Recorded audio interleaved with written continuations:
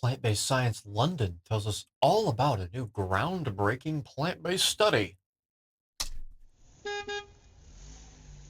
Scientists may have just dropped one of the boldest findings in cancer research yet, and possibly one of the best ways to significantly lower your risk of developing certain types of cancer.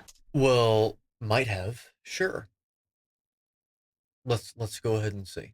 For me, it's one of the studies I've been wishing to see for a long time. So let's get into it.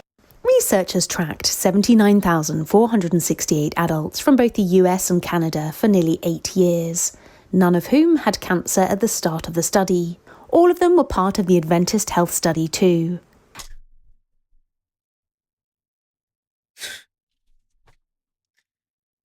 Oh my god, I didn't think it was going to start off that badly. The Adventist Health Study number 2 that actually showed in the raw outcome data that every quintile that involved higher consumption of meat, each quintile, as the meat consumption went up, the incidence rate of mortality went down. When they adjusted their data through multivariate regression, they showed that there was an increased mortality as you went up each quartile in the meat consumption groups, as each quintile had an increased reported amount of meat intake. So they just completely fabricated their results. Yeah. Right. Okay. So they were part of that study. That study. Cool. What the study did was compared different dietary profiles: vegans, Oh my god. Wait, is this the study that they're referring to? When was this released? When was this uploaded? This was uploaded 2 weeks ago.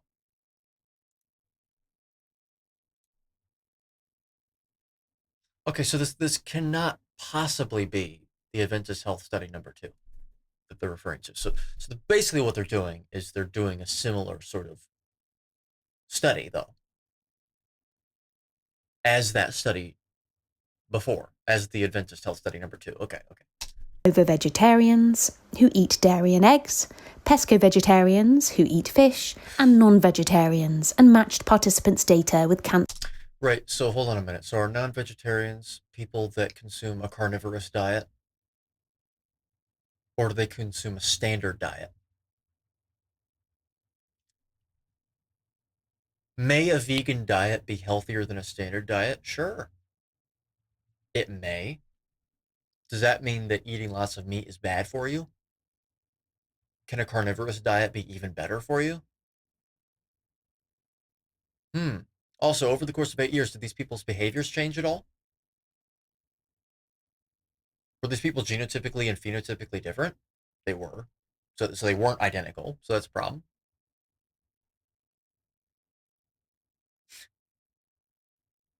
Oh my gosh. The amount of the lack of control here is astounding. Were the results adjusted for? What do you think? Registry records. Many in the online health space have described the results as having jaw-dropping numbers. Wow. So more sensational language here. So here's what the researchers found. When they compared these groups with participants who ate meat at least... All right. So participants who ate meat. First of all, no, this is all reported. How was this data actually collected? Well, it was through food frequency questionnaires. I'd love to actually see those questionnaires. Were they administered every year? Yeah. Wow. What were these people doing? What were these people not doing? What were these people eating? What were these people not eating? Goodness me. Longitudinal associations. Good. Associations. So that puts into strength. That puts into question the strength of the associations. That puts into question the absolute differences between each group in terms of absolute values. So not relative values, but both. Um, it puts into question whether they were adjusted for example, as well. Yep. Between vegetarian dietary habits and site-specific cancers in the Adventist Health Study 2 North American cohort. So it is the Adventist Health Study 2, just in a different. But hold on a minute. North American cohort. I mean, Loma Linda was in California. Is this just the Adventist Health Study number 2? I'm so confused right now. This isn't brand new. What's going on here? Weekly, they found that vegetarians overall had about a 12% lower risk of developing any cancer. No, that's not true. What they saw was that in vegetarians, in that quintile, there was a 12% lower incidence of cancer development than meat eaters. After adjustment, I guarantee it. So after fabricating your data, even if it weren't after fabricating your data, what does that equate to in absolute terms? How was this data collected? What kind of control was exerted? Answer: none.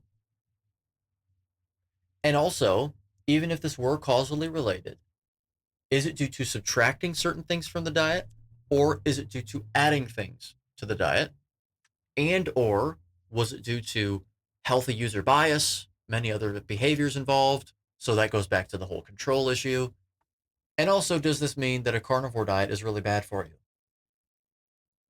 Does it exclude the possibility that carnivore could be a lot better for you? No, it doesn't exclude that possibility at all. So, same thing with the rest of the thing on the screen here, 18% lower risk of medium frequency cancers. No, that's not how that works. That is not how the science works. Okay? Okay. And an 18% lower risk for a group of medium frequency cancers, such as thyroid, melanoma, pancreatic, and ovarian. Right, so we covered that. Good. So no. There were 3 cancers, though, that saw significant reductions, and they were... Significant, do you mean statistically, or do you just mean as a value judgment statement? Either way, it doesn't really matter, does it? So yeah, on the screen, 21% lower risk of colorectal cancer. Nope. 45% lower risk of stomach cancer. Nope. 25% lower risk of lymphoproliferative cancers. Nope. That's not how that works. You can't inform upon that. Let's continue. Rectal cancer, 21% lower, stomach cancer, 45% lower, and lymphoproliferative cancers such as lymphoma were 25% lower. Out of all 3 vegetarian categories, vegans had the lowest chance of developing cancer. No, not chance. Not at all. That's not how that works. There was a lower incidence. It was the lowest incidence after adjusting the data, fabricating the data. So actually, if you flip all this around, what you see is that it is the exact opposite. I'm not kidding. You look at the raw outcome data, it's the exact opposite. Overall, at 24%, and younger vegans had a particularly lower chance of developing prostate cancer with a Not chance. Done. 3% risk reduction. Not risk reduction. Done. Breast cancer with a 31% reduction. The vegans also had a Not reduction, because that's another cause and effect statement. There's a lower incidence. Done. 3% decreased risk of medium frequency. No, not decreased risk. Also, what do these equate to in absolute terms anyway? Also, if this is all from fabricated data, well, then we can actually throw it in the trash. I'm not kidding. Then these numbers actually mean nothing. Cancers. Now, whilst this is incredibly exciting, we have to consider it was No, it's not. Also, this was over the course of 8 years. a perfect study. This is because it was an observational study, which means it can't prove cause and effect. Nothing can prove cause and effect in the area of statistics, ever, under any circumstances. That is an opinion that you make. Unless it occurs in a vacuum, then you can. Okay? That's it. Also, you think that that's the biggest limitation of the study? Because it isn't. The adjustment, respondent data, publication bias, relative versus absolute outcome statistics, the problem of extrapolation.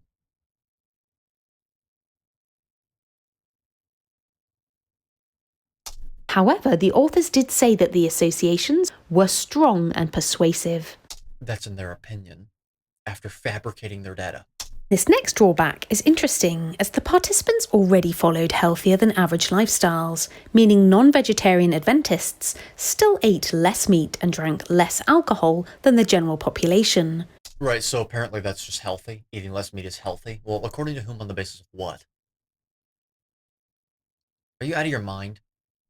So the actual cancer protective impact of vegetarian diets might be even Protective, impact, those are all cause and effect terms that you cannot use responsibly.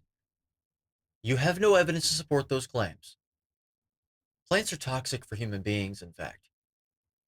We are not genotypically evolved to withstand the toxins that are necessarily present within plants. Even the ones we've hybridized, they just don't kill us immediately upon consumption. stronger. The reason I feel this is so significant, especially right now, is the amount of the benefits of the carnivore diet comments popping up on my videos recently seems to Okay, ma'am, there's not just the carnivore diet. That is not a thing. There's no the carnivore diet trademark. Like, no, there are multiple carnivore diets, some of which are inappropriate, according to what we most evolved to withstand genotypically. A diet of milk exclusively is carnivore. Okay? So that matters too. risen dramatically, and also in the media, which is really concerning. In this Oh, it's concerning. It's concerning that people are actually fixing their health with a carnivore diet. Got it. Okay. video, Dr. Brooke Goldner explains why some people see these benefits on a carnivore diet. Well, no, that's in her opinion. And I guarantee it's just, oh, well, these people see benefits because of this and that. But I mean, it's a really bad diet. It's going to clog you up and kill you. So, you might want to reconsider. Still, it's just a really bad decision. Yeah, well, there's no evidence to support that claim. That video, you can click the middle of the screen, but the video will also be pinned at the top of the comments below. Why does she talk like that? Oh, is that it? Oh, I suppose that's it. Okay. Wow. All right. So you basically saw, I mean, you don't know how to interpret this data. I'm sorry. You do not understand this science. The fact that you cited an Adventist Health Study proves that to be the case. Like, sorry. That's completely inappropriate. What we know is that a species-appropriate, species-specific diet for human beings is that which is entirely carnivore, consisting primarily of muscle meat and the fat associated with that of what seem to be large ruminant animals with added fat. Given our modern context, we're looking for an approximation, the best approximation possible, in the forms of butter, tallow, lard, suet, and ghee, added salt to taste, and water, transitioning prudently over the course of 6 to 8 weeks minimum, according to the Darwinian principles of evolution and the subsequent principles of indication, which are inferred from observational paleoanthropology, chemical anthropology, comparative anatomy, and certain elements of biochemistry. So I think we're done. But anyway, okay. If you enjoyed the video, leave a like. Subscribe to me if you haven't already. If you haven't subscribed yet, I'm not really sure what you're doing. I'm watching you. Leave your thoughts in the comment section below. And also, most importantly, buy my book, Contrainidicated. A closer look and revision of mainstream health axioms that have perpetuated illness, disorder, and disease for over a century. If you have not bought that book already, second edition is out now. Link in the description below for paperback, hardcover, ebook, and self-narrated audiobook edition. Because I'm all about authenticity. If you want to learn more about me, if you want to learn more about how I think, why I've arrived at my positions, why you should too, and why you'll thank me for doing so, read this book. Also, subscribe to the Patreon if you haven't already to gain access to 1 week early uploads, ad-free content, uncensored content, loads of antiquated videos from before I was ever a public figure, loads of Patreon exclusive uploads from whenever I was doing that once a week, and an exclusive Discord server for my Tier 3 members, if you're interested in that sort of thing. And also, finally, the link on the bottom of the screen. What is that link? Well, that is a link that will bring you to an amazing site with amazing products from an amazing brand known as Cerule. If you purchase product through that link, you will get a permanent percentage discount, permanent free shipping when signing up for monthly deliveries. And if you email me behind the scenes at edgoki@pm.me, I can tell you how to earn those products for free. Because who in their right mind wouldn't want that? But, of course, before buying any products, including these ones, just a little sneak peek of the products there, I would not do so until actually learning about them. So fortunately for you, I have a video linked in the top right corner of the screen, a Cerule Products video, which is a complete explanation of what these products are, who should take them, why you should take them, when to take them, etc., etc. And I'd also further migrate to the description below to find a video that I did on these products in further detail, as well as the company of Cerule itself, which I think is incredibly important if you're willing to make a contribution towards them via a purchase. So with that being said, join me next time when we're reacting to more inability and ineptitude with respect to the deciphering and analysis and understanding of science. So I suppose till then,